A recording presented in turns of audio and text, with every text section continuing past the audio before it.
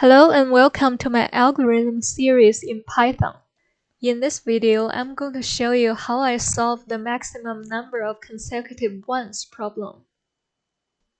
The problem states, given a binary array, find the maximum number of consecutive ones in this array.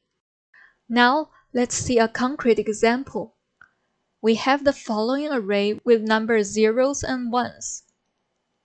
And we want to find the maximum number of consecutive ones in this array. If we search from the left of the array, we can see there are two consecutive ones, then a single one, then another two consecutive ones, and last, we have three consecutive ones at the end of the array. It is obvious that the last three consecutive ones are the maximum number of the consecutive ones in this array. And the result for this example is 3. Before we solve the problem, let's build some test cases. The first case is the example we saw earlier. We know that the result is 3. Next, I'll use an empty array as the input. Since there is no element in the array, the result should be 0.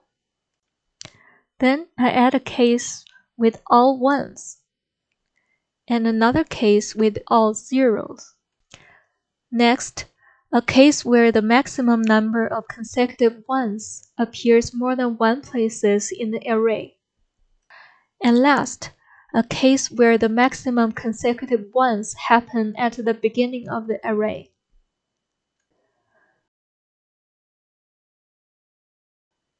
Now we have some test cases in place. We can start implementing the solution. To solve the problem, I'd like to use the idea that the number of consecutive ones equal to their sum.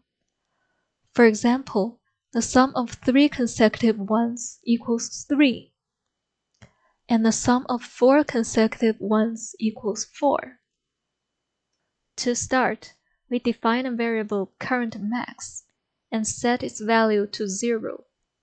We define another variable consecutive_sum to store the sum of each consecutive ones.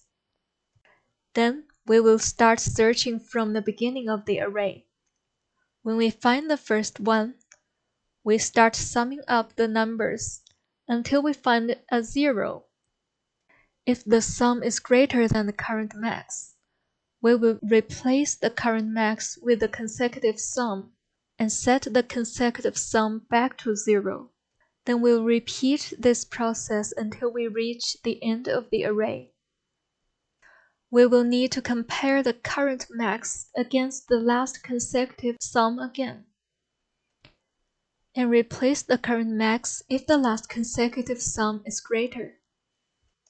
Because we repeatedly updated the currentMax each time we find a new max that is greater, we are confident when we reach the end of the array that the currentMax is the maximum.